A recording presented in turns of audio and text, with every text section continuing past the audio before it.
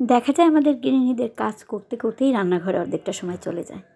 তো কিছুটা বুদ্ধি খাটিয়ে টিপস ট্রিক্স ইউজ করে যদি আমরা সেই কাজগুলো করতে পারি তাহলে দেখা যায় আমাদের অর্ধেকটা সময় বেঁচে যায় এবং কষ্টও কম হয়।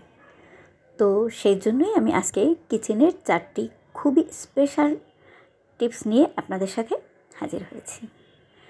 দেখা যায় আমরা রান্নাঘরে মাছ রান্না করি না এমন তো কোনো গৃহিণী নেই, সবাই মাছ খেতে পছন্দ করি।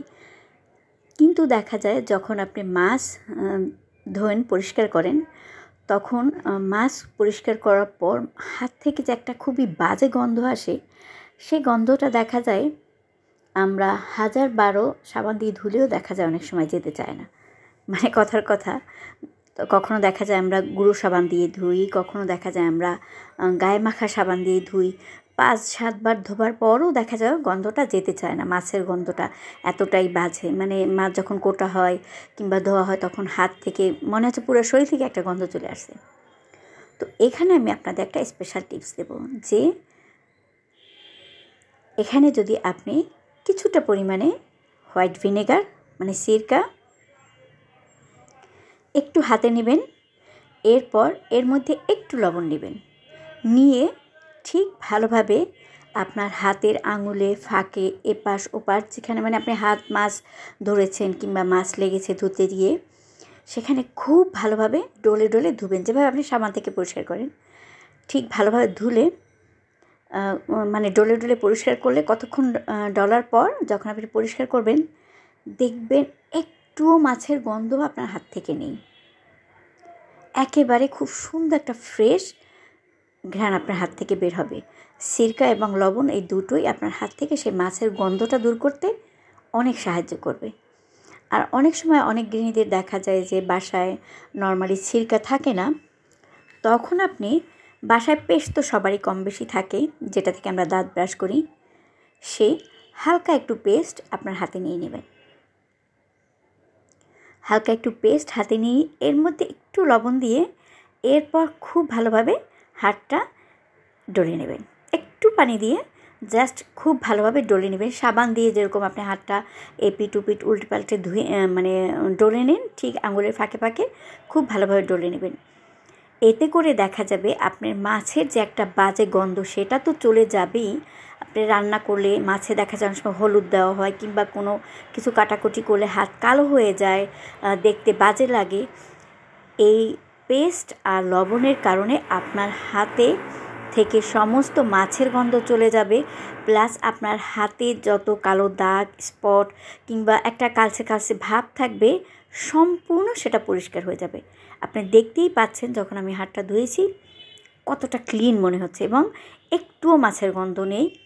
আমি যে মাছ কুটছি কখনো সেটা আপনার হাত দেখে বোঝা যাচ্ছে না, একদম ক্লিন। তো এখানে আমার দ্বিতীয় টিপসটা হলো, আমরা রান্নাঘরে দেখা যায় হাজার ব্যস্ততার কারণে আমাদের গ্যাসের চুলা বার্নার পরিষ্কার করার সময় হয় না। অনেক সময় দেখা যায় বাসার খালাদের ভরসায় রেখে দিলে তারা কোনোভাবে একটু পরিষ্কার করে, তো দেখতেই পাচ্ছেন যে আপনার চুলার গোনাটা কী পরিমাণে নোংরা হয়ে গেছে, তেল চিটচিটো হয়ে গেছে, একেবারে শক্ত হয়ে গেছে। এটা আপনি যদি গোনা থেকে পরিষ্কার করতে যান কখনোই এটা করতে পারবে না, খুবই কষ্ট হবে। আর এটাই আমি খুবই সহজভাবে আজকে মাত্র 5 মিনিটেই এত সুন্দরভাবে পরিষ্কার করে দেখাবো, যেটা আপনি হয়তো আগে কখনো দেখেছেন কিনা জানি না এবং কল্পনাও করতে পারবেন না এতটা সহজে বা এতটা সুন্দরভাবে পরিষ্কার হয়ে যাবে। তো একটা পাত্রে আমি পানি নিয়ে নিলাম, নিয়ে এর মধ্যে 1 চামচ পরিমাণে সাবানের গুঁড়ি আর 2 চামচ পরিমাণে সোডা দিয়ে দিলাম, বেকিং সোডা যেটা আর কি।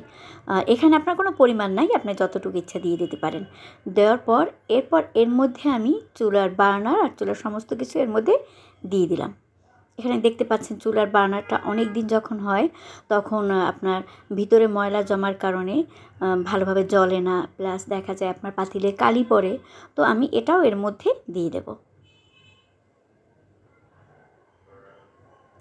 তো সব কিছু আমি এর মধ্যে দিয়ে দেওয়ার পর আমি মাত্র 2-3 মিনিট জাল করার পরই যখন দেখব এর মধ্যে বলক চলে আসছে, ঠিক বলক চলার পর আপনি আর 2-3 মিনিট এটা জাল করবেন।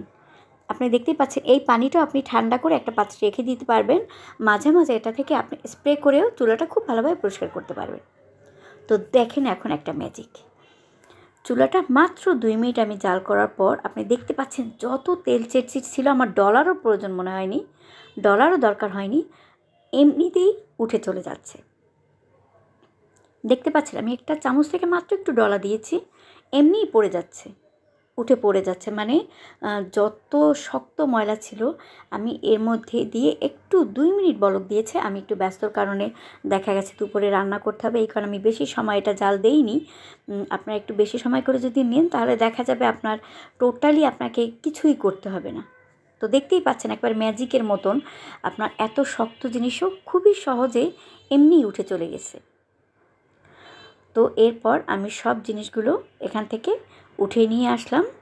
এসে এরপর আমি যে চুলায় জাল করেছিলাম সেখানেও আর একটা যে আমার ছিল সেটাও এর মধ্যে দিয়ে দিলাম, দিয়ে ভিজিয়ে রেখে দিলাম। তো এরপর আমি আমার একটা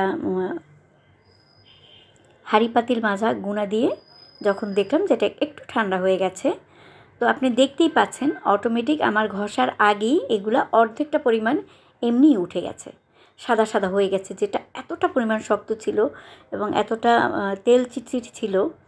তো এরপর আমি মাত্র 2-3 মিনিট ওটাকে একটু ডলা দিলাম, দেওয়ার পরে মশলা দেখতে পাচ্ছেন একদম পুরো পরিষ্কার, একেবারেই পুরো পরিষ্কার হয়ে গেছে।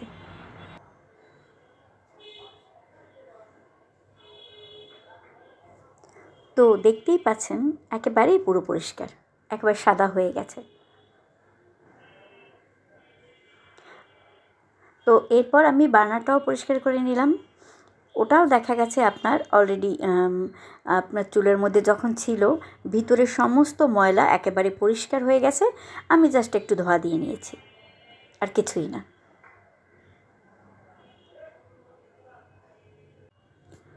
তো এখন আমি গ্যাসের চুলোর ওপর একটু বসিয়ে দিয়ে জালটা ধরিয়ে দেখাচ্ছি।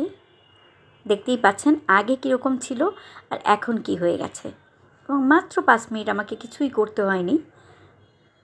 তো আমি গ্যাসের চুলোর উপর বার্নার দুটো বসিয়ে দিলাম। তো এরপর আমি একটু চুলোটা জ্বালিয়ে আপনাদের দেখাচ্ছি। তো দেখতেই পাচ্ছেন কি সুন্দর চুলাটা জ্বলছে। আমার মনে হয় না এরপর এই চুলো থেকে আপনার পাতিলে কালি পড়বে, প্লাস জালও কম হবে। তো এরপর আমার তৃতীয় টিপস হলো, আমি জানি না আপনারা এই টিপসটা কখনো কেউ করেছেন কিনা কিংবা জানেন কিনা। আমার স্পেশাল টিপস হলো, অনেকেই দেখা যায় আমরা বাসায় সবসময় কফি খেতে পছন্দ করি, কফি এনে রাখি, কিন্তু অনেক দিন হলে কফিটা দেখা যায় হার্ড হয়ে যায়, কফিটা একটা চাকার মতো পড়ে যায়। যেমন দেখতেই পাচ্ছেন আমার কফিটা একেবারে চাকার মতো হয়ে গেছে। দেখা যায় অনেক সময় ব্যস্ততার কারণে মুখ ভালোভাবে আটকায় না, বাতাস লেগে কিংবা অনেক দিন হয়ে গেলে বাতাস লেগে কফিটা শক্ত হয়ে যায়। তো এখানে আমার স্পেশাল টিপস হলো, কফিটা আপনি প্রথমে খুব ভালোভাবে ভেঙে নেবেন। যে হার্ড কফিটা ছিল আমি এটা প্রথমে খুব ভালোভাবে ঝুড়ো ঝুড়ো করে নিলাম, নিয়ে এরপর আমাদের বাসায় নতুন যে টিস্যু থাকে, যে নতুন টিস্যু নিয়ে সেই টিস্যুটা একটু দলামোচা করে এরপর আপনি সেই টিস্যুটা এই কফির মধ্যে রেখে দেবেন। আপনি এখানে 2টা কিংবা 3টা টিস্যু এভাবে একটু দলামোচা করে টিস্যুর মধ্যে রেখে দিলে যখন আপনার এই মুখটা হালকা খোলা থাকবে কিংবা অনেক দিন হয়ে যাবে, একটা মরচারের কারণে ভিতরে একটা হালকা বাতাস আসে আর ওটার কারণেই দেখা যায় ওটা দলামোচা হয়ে যায়। আর এই টিস্যুটা থাকার কারণে ওই যে ভিজা ভাবটা সেটা ওই টিস্যুটা আপনার ওটা চুষে নিয়ে যাবে, আর কখনোই আপনার কফি শক্ত হবে না, কখনোই আপনার কফি শক্ত হবে না ওই টিস্যু ভিতরে রেখে দিলে। এভাবে আপনি রেখে একবার আটকে দেখেন, কখনোই আপনার কফি শক্ত হবে না। তো এরপর আমার চতুর্থ টিপস হলো, ঘরে আমাদের তো সবারই চাল থাকে, কম বেশি দেখা যায় অনেক দিন হয়ে যায় খেতে খেতে, তো এর মধ্যে পোকা হয়ে যায়। সেই চাল যাতে পোকা না হয় এর জন্য আপনি কয়েকটা ফ্রেশ তেজপাতা চালের মধ্যে একেবারে হাত দিয়ে ঢুকে নিচের দিকে দিয়ে দেবেন, দিয়ে এরপর খুব ভালোভাবে মুখটা আটকে রাখবেন। আমি 1 দিন কিংবা 2 দিন এই মুখটা ভালোভাবে আটকে রাখার পর আপনি র্যান্ডামলি প্রতিদিন এই চাল থেকে চাল নিয়ে ইউজ করতে পারবেন। তাতে করে আপনাদের আর এই চালে কখনোই পোকা ধরবে না। আশা করি আমার সব টিপসগুলোই আপনাদের অনেক উপকারে আসবে।